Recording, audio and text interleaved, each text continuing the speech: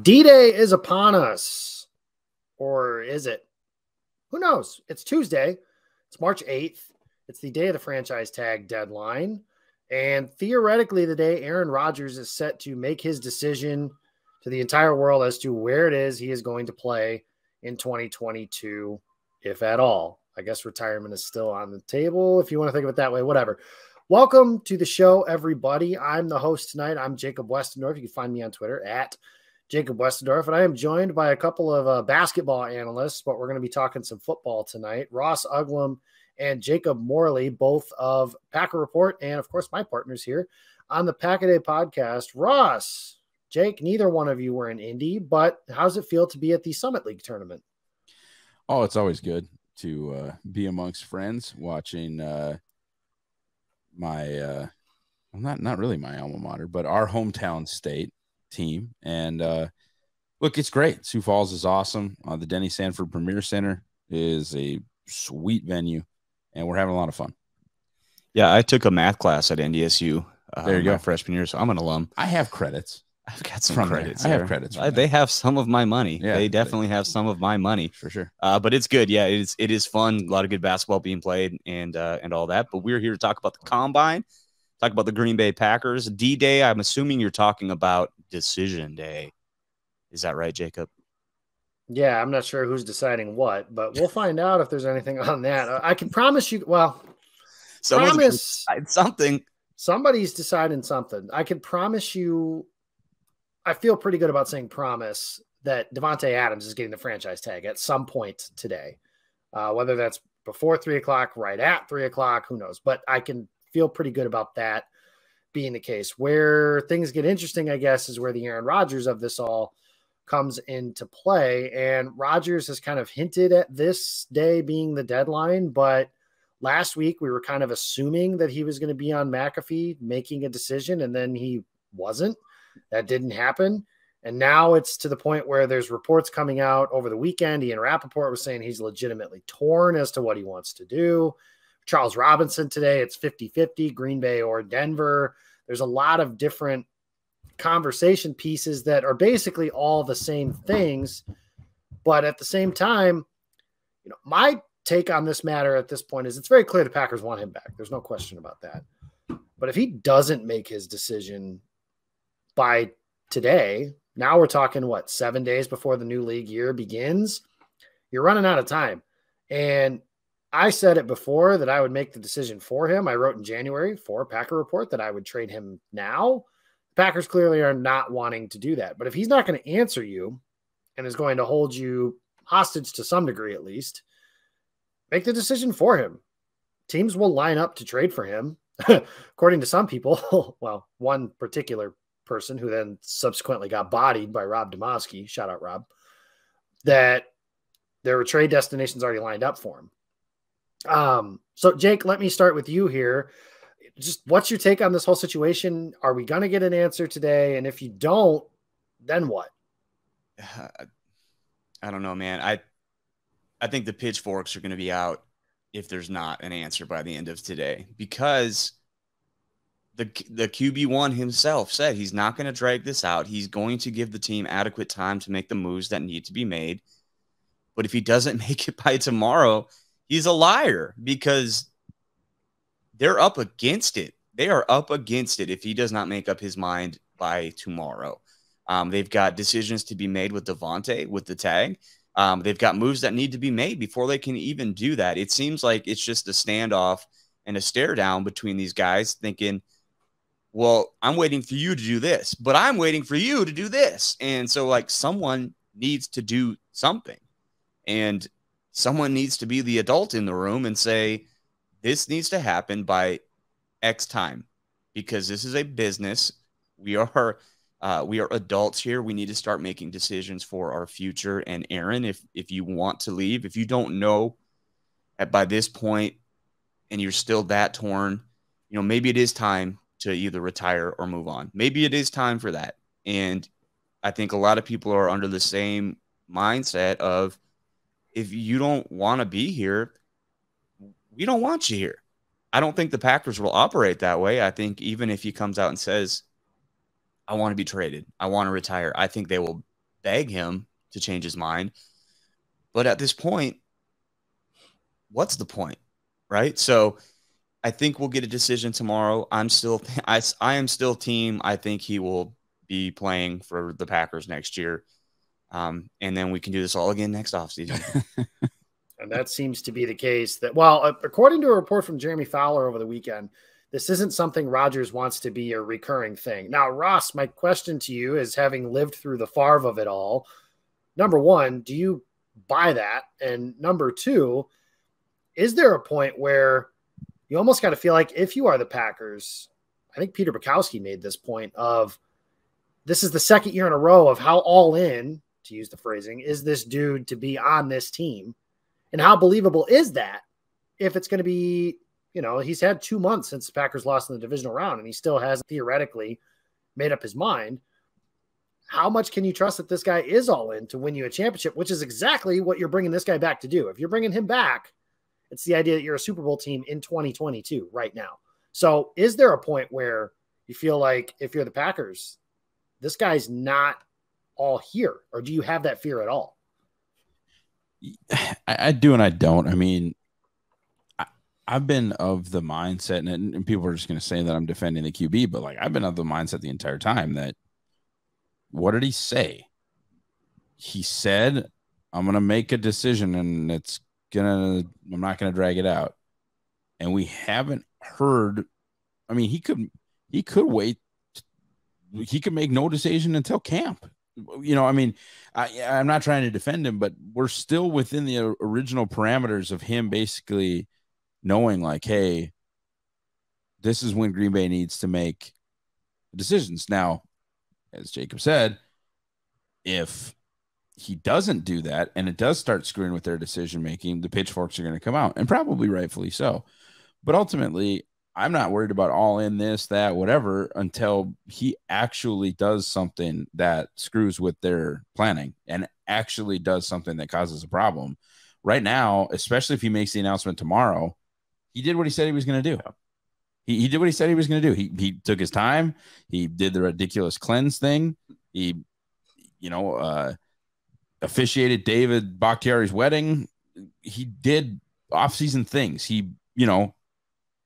And ultimately, if he makes a decision and announces that decision on, at some point today being Tuesday, technically, by the magic of podcasting here, I'm not worried about all in this, all in that. I don't care. He made his decision. If it's to come back, then, he's, what are you going to, I mean, how can your play say any more all in than winning MVP both seasons?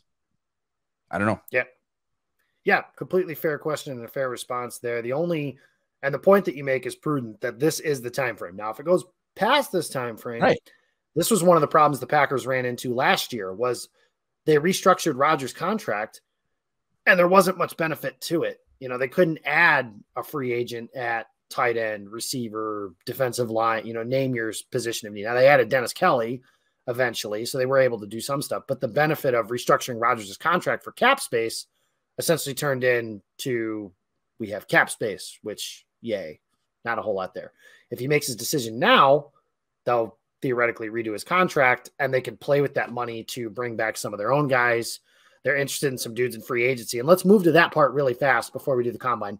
Reports today from Aaron Wilson of Pro Football Network that the Packers are interested in Von Miller and a Ross Uglem favorite, Uchenna Nwosu of the Los Angeles Chargers.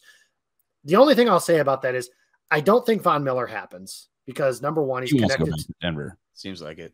Yeah, he'll either go. I actually believe that he wants to go back to Denver, and also LA is involved. And a lot of times when the same things are involved with LA and Green Bay, most people are going to choose LA. Hello, Odell Beckham Jr., for example.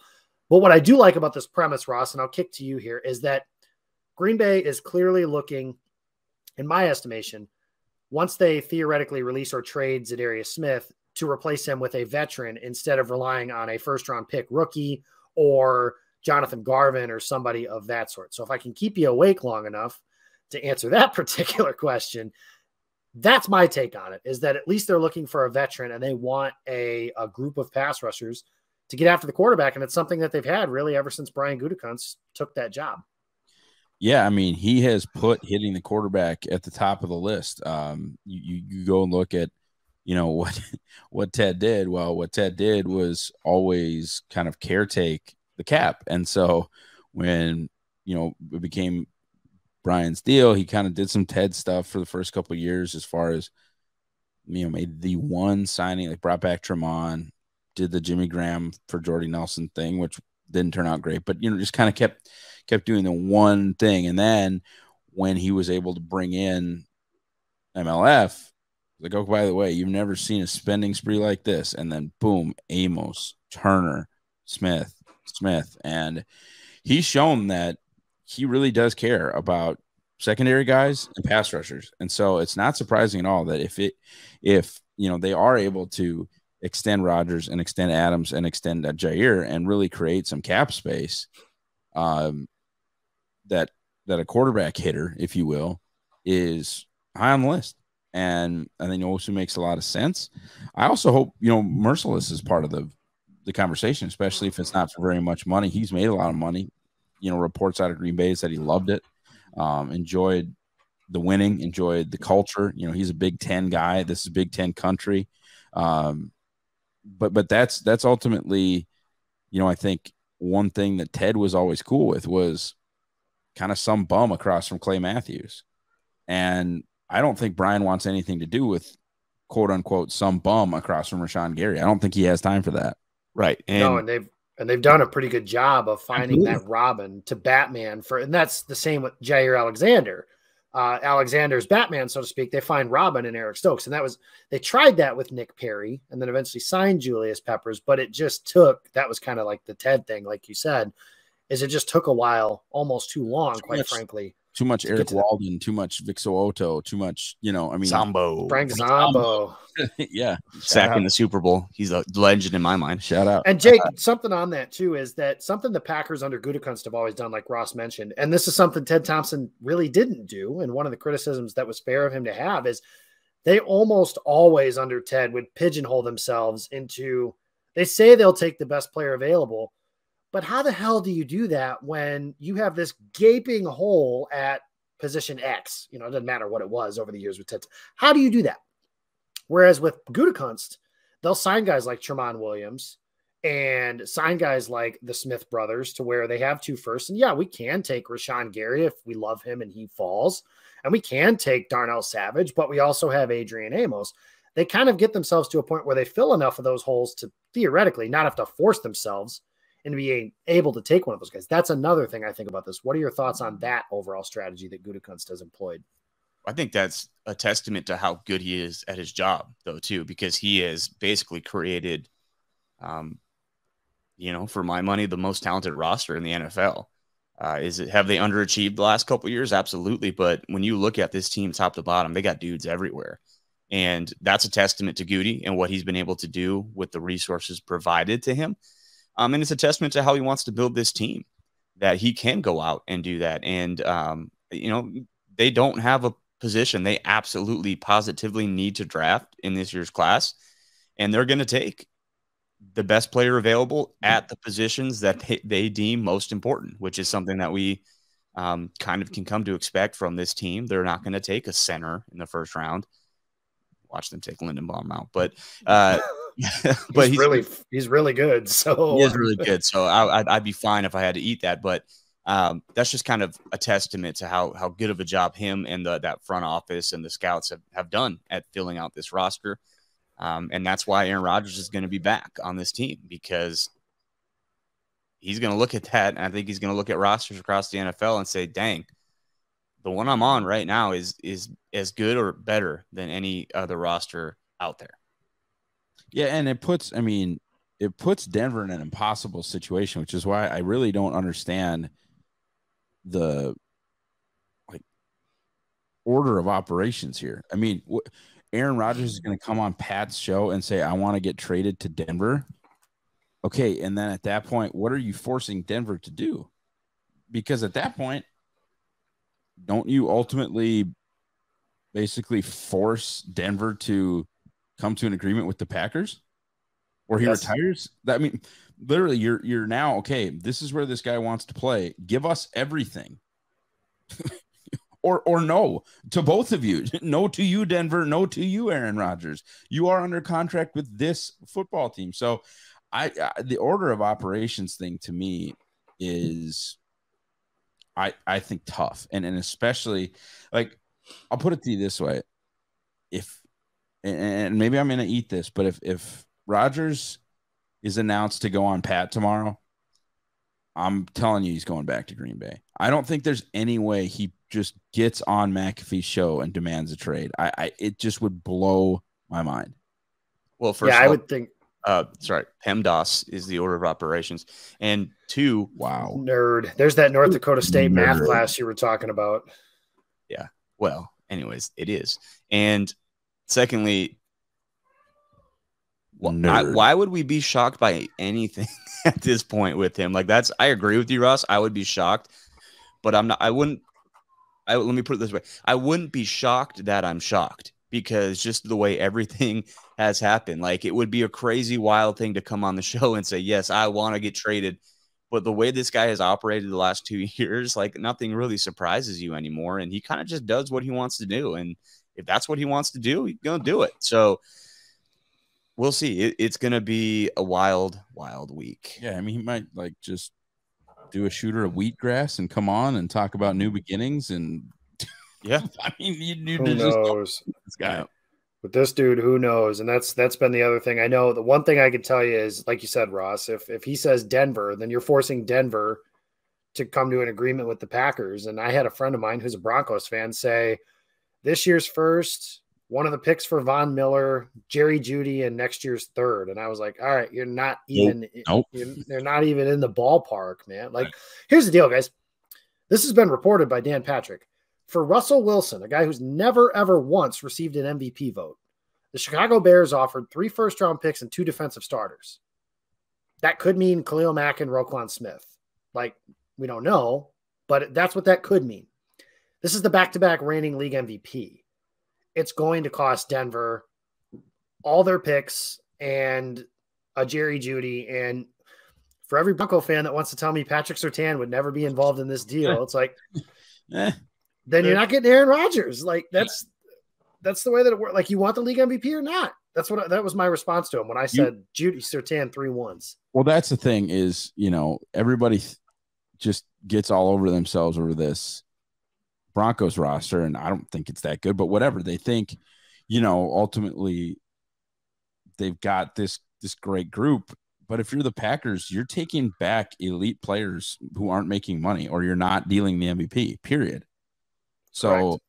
I don't know if that's you get all their draft capital and you get to pick ninth. Right. And I mean, there's certainly the benefits to trading Aaron Rodgers have been discussed a bunch. We've talked about that enough. Let's talk about some of the guys. And then tag and trade Devontae for a 1 and a 3. Or a 1 and a Trayvon Merrick. That's that's the Bukowski deal that we've thrown around. But 1 and a player, something like that. Yeah, those are the benefits of trading those guys. Man, we're sick in the head. But yeah. No, and then now you're talking 5, 6 first-round picks. I mean, it's going to be none of it. And the thing with both Denver and Green Bay is none of it matters if the quarterback sucks. And that's what I'm kind of saying to Denver fans. It's like, okay, if you don't have Rodgers, what do you have? Nothing. Right, Drew Lock, and they're not going anywhere. No, that team, they've had that team the last 2 years. Right. Derek Carr, Pat Mahomes, and Justin Herbert are going to keep bouncing your head off the turf. Right. And the Packers are going to want, I really think they would want future first-round picks, not necessarily this year, because I think that can hedge. They can hedge a little bit on Love. Like, well, they're going to want that number 9 pick, but yes, hedging on Love would be something that. But it might be something where if they trade Devontae, they'll say for next year's first instead of, so that way they have 3 1s. And if Jordan Love stinks, they can hedge that bet. But that is probably a moot point, because by the time you've watched the show, Rodgers has already said I'm back and all that good stuff. But who knows? We're recording on Monday night, so by the time you listen to this in the morning, like it could be Tuesday morning, and Rodgers has already come out and said one way or another. So 3rd week in a row, boys, we are recording a podcast that could just don't have the correct day of the week, unfortunately. Very, very irrelevant very quickly. We tried to make a trade and could not come to an agreement with a bunch of different stuff on that. But let's talk about the combine, guys. That was this weekend. So Ross, Jake, just real quick, Christian Watson, go ahead. Told you that boy good. That boy fast. He can 6'4", 438. Was that his official? I believe was the number. That's that's Mars. Incredible. He's from Mars. Like he's not of this world. He really isn't as far as an athlete. I mean, the 5th highest RAS score in wide receiver history. Pretty good. And I actually think it's 4th. I disagree with Kent. I would not include Joe Webb because the Vikings literally took him as a quarterback. So I would not include Joe Webb, but that's a little nitpicky. Ultimately, like I said, 9.98, 11.4 broad was one of the biggest broads in like a top 5 broad since 1999. It's a good looking broad. Yeah. That's terrible. 38.5-inch vert, for a guy who's 6'4".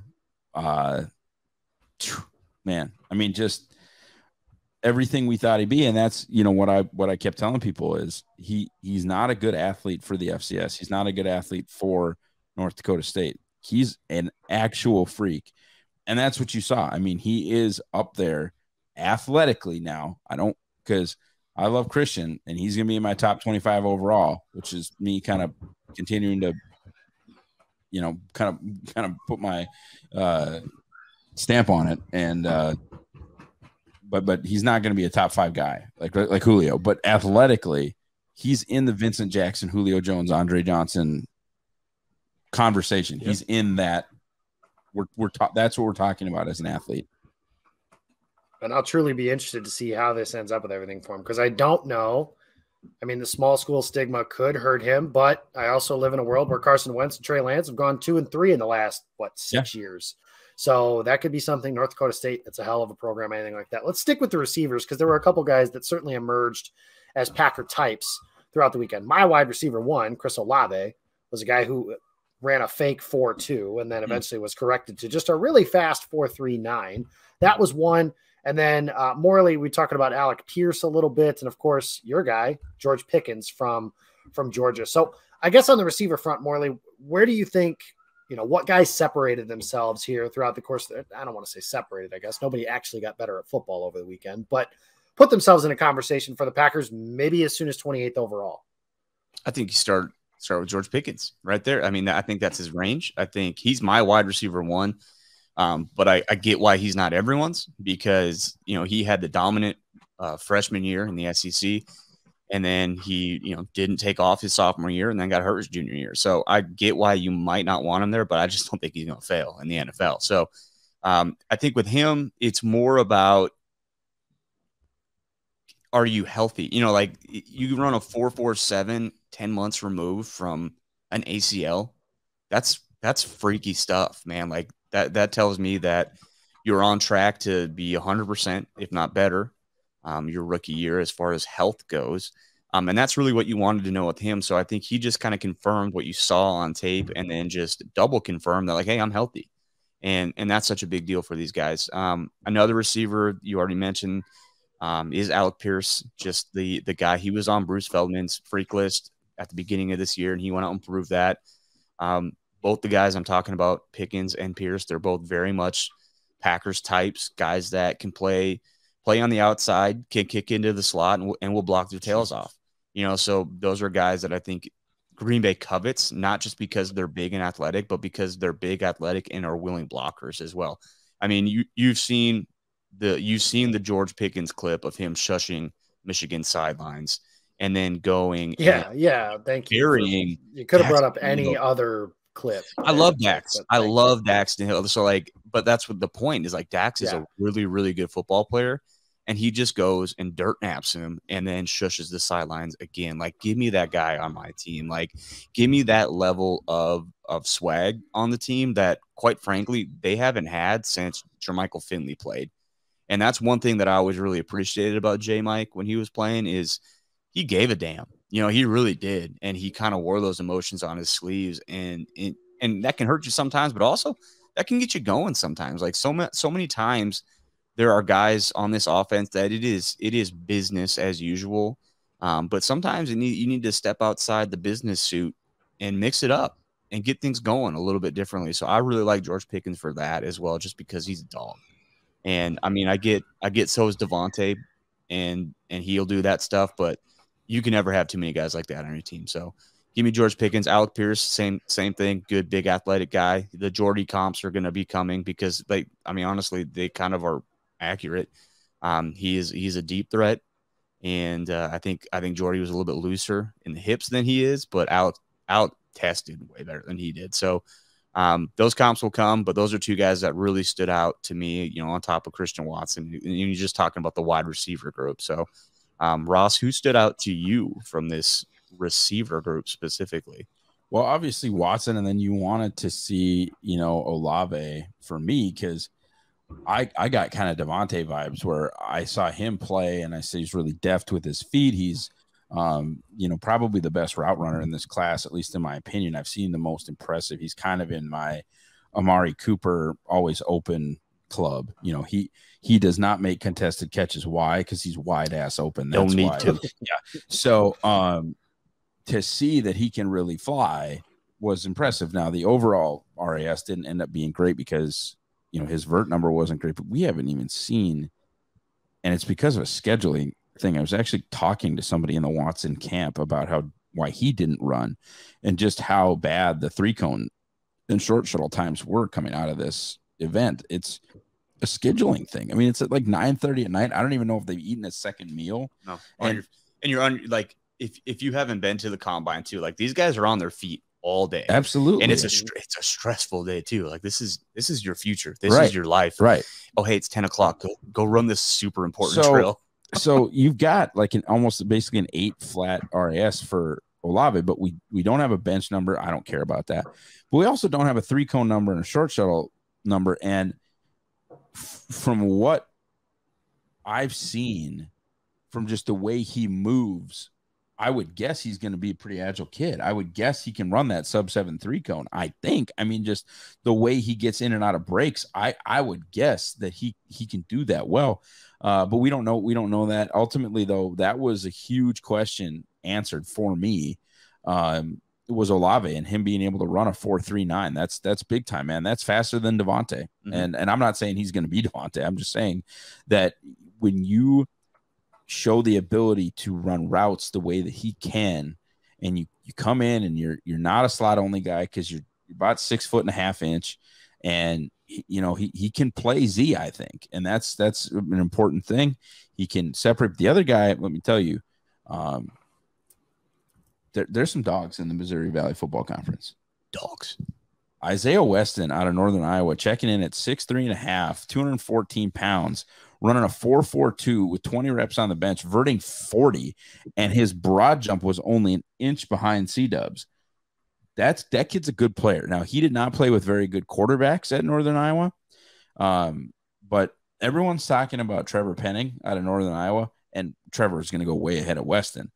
But Weston was a good player and gave NDSU fits, and not a lot of players at the FCS level give NDSU fits, and he did. And he full on tested like an alien in Indianapolis. He's that, like, I think he's like those lottery pick types. Like, yeah, take him late, and you're just like, man, we got this raw athlete. He's going to come in and special teams for you immediately. And everybody's giving C-Dub these MVS comps, and they're just not the same kind of player. I'd give an MVS comp to Weston. Yeah, I would. Sure. Yeah, like with Watson, I like the MVS comp is silly to me because, like, can he do that stuff? Absolutely, but I don't think he's going to be a one-trick pony. And not that, like, and that's no shade to MVS. No, because that's a super valuable skill. Marquez was not an elite kick returner. Marquez did not take jet sweeps. Marquez did not line up in the backfield. Marquez, line up, I mean, if NDSU really needed one, they just went to Christian, and I don't think I believe MVS went to USF. Like people, you'd be surprised what the Vegas line would be if USF and NDSU lined up on a neutral field. The level of competition is not that different, right? Yeah, that it would be. Something I can tell you, you guys talk about MVS, you talk about this receiving core and what it could look like. And I know Packers Wire reported there was mutual interest between MVS and the Packers in a reunion, and that could be the case regardless. of who the quarterback is. But looking at the speed of the receivers in this class, if they can get MVS back on the right price, awesome. If they can't, I feel pretty good about their ability to replace him. And even early, they just need that guy. MVS was kind of even that guy in 2018 with the ability to take the top off of defenses in that way. Maybe they still want to bring him back. I do say either way, if they bring him back, they should be taking somebody early or late as a replacement type thing, just so that if MVS were to miss time, the entire offense doesn't have to change because you just don't have that speed receiver out there. So Green Bay, I think, should have more than one. Let's go to one last guy, and I don't mean to harp on just the receivers, but that's a pretty popular position group with our friends and listeners here. But one guy who maybe was surprisingly not testing as well as some others, I guess it depends on what your thoughts were going into the whole combine, was Traylon Burks out of Arkansas. Yeah, Jake, any concerns starting there? Yeah, plenty of concerns. I got all sorts of concerns. I like Trey. Like, don't get me wrong, Traylon is a dog. Like, that's like the first thing when I watched him, like in my spreadsheet, I just put dog because he is. But like, let's be clear, Traylon doesn't run routes. He doesn't really run a ton of routes at Arkansas. He's not, I guess, a freak athlete like we were told he is. Like, he's a good athlete. Like, don't get me wrong, he's a good athlete for his size, but he doesn't really run routes. And so what does he do? And my concern, I guess, is, and I've been doing this now for a few years with receivers, and it's like, I don't want to have to think that hard about how you get open. Don't make Jake think. I don't want to think. I really don't. Like, I want to be able to look at you and say, like, this is how you get open. This is how you win. And I think Traylon, like, the appeal of him is the Shanny offense, right? Like, that has taken such a stranglehold of the NFL with, like, the fact that some of these receivers don't really have to run routes. Like, run Traylon on crossing routes all day, dump it off to him in the flats, let him run a 9. Like, that's his path to success in the NFL, and that's fine. And he would be a fantastic Packer. Like, don't get me wrong. Like, if Traylon were the pick at 28, I would be very excited because there would be a plan for him in Green Bay. But I'm just talking about him as a prospect. He might be a little bit more scheme dependent now than we maybe thought going into the combine, because we heard 5XL gloves. He's going to run a 4.3 at 225. I mean, he didn't do any of that stuff. And his agilities were bad. His agilities weren't just like average. They were bad. And granted, everyone's were, but even if you want to add 0.2 of a second to his 3-cone, he's still in the bottom 50 percentile in that. So that's something I thought he never was going to be good at anyways. And that's fine. But if you want to tell me that someone's an alien type athlete, go Christian Watson the combine then. Don't Traylon Burks it, because that does make a little bit of a difference. And the combine is about confirming what you're seeing on tape. And Traylon didn't necessarily confirm it. Is he still a good football player? Is he still going to be a first-round draft pick? Does he still have a super high upside? Yes, of course. But that is a guy that I think now you can maybe raise your eyebrow a little bit and say, well, maybe he's not everything we thought he was. And 2 mid-round guys that made me big sad were Charleston Rambo and Digene Dixon. Digene just is a guy that I've seen play because NDSU drew Nicholls State in the playoffs, and he was a good player. Definitely gave me those next level vibes, and I think he will ultimately make it in the NFL doing something. But you just would have liked to have seen him run better than 4.62.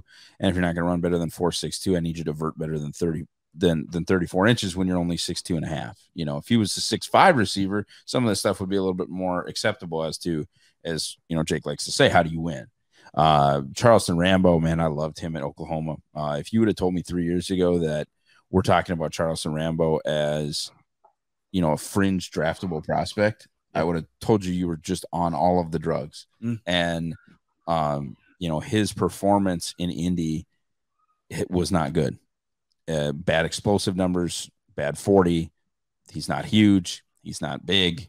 None of it was particularly good. And then honestly, the guy who I think just killed himself this weekend is David Bell. And that is too bad because you use that word dog. Like you put on some Purdue film and he was a dog. You look at some of the stuff he did against Minnesota. I love that tape. There's other games where Michigan State.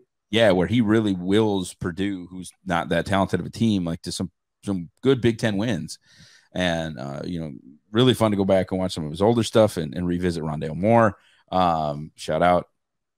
Still so sad that he plays for the Cardinals. But, they were awesome. They're fun to watch, man. And David Bell was fun to watch. And you just cannot run a 4.65 when you're only 6 feet tall. You cannot do that. You can't have a 3-cone over 7. You can't have a short shuttle over 4.5. You got to jump higher than 33 inches. I mean, just all of these things to get a good player out of a wide receiver with a 2.45, a 2.72 RAS score. He has to do everything so well. Like his margin of error is so slim. He would literally be the exception that proves the rule, as opposed to, being likely to be a successful NFL player. Like there just aren't that many successful NFL players that are that unathletic. And I hope to God that I'm wrong. Like I hope that he's T. Higgins. I don't think T was at least big, tall, right? Long. Right. At least T was something. Yeah. If I were David Bell, I would tell people I had the flu. I would just tell people I was sick. Like I really would. Well, then you better go light the Purdue Pro Day on fire. And then I just wouldn't do it. And I would at least give NFL teams like the option, reasonable pause, the option to ignore it. Be like, maybe he was sick, maybe because the competitive fire of Jake Morley. Everybody, here's what I'd do: I'd lie about being sick, and then I won't even do the pro day. No, do it. Give me drive 3 rounds higher. He should be listening. I mean, with David Bell though, like the combine is about confirming priors, and with David Bell, you come away watching his tape and say, man, my question for him is he athletic? Is he athletic enough? And the answers you got at the combine, you don't like. Tell you what, I need Jahan Dotson to go run a better 3-cone time at the Penn State. Jahan Dotson, I didn't think was very good. I mean, with him, people were talking about how he's like this electrifying player, and I never saw that. Were you not electrified? I was not electrified. It was not the electric factory up in my house when I watched him. Okay, he's a good player, but I didn't see it. I think you guys, if you go back and watch this again, I want you guys to take a shot every time you hear the phrase, he's a good player.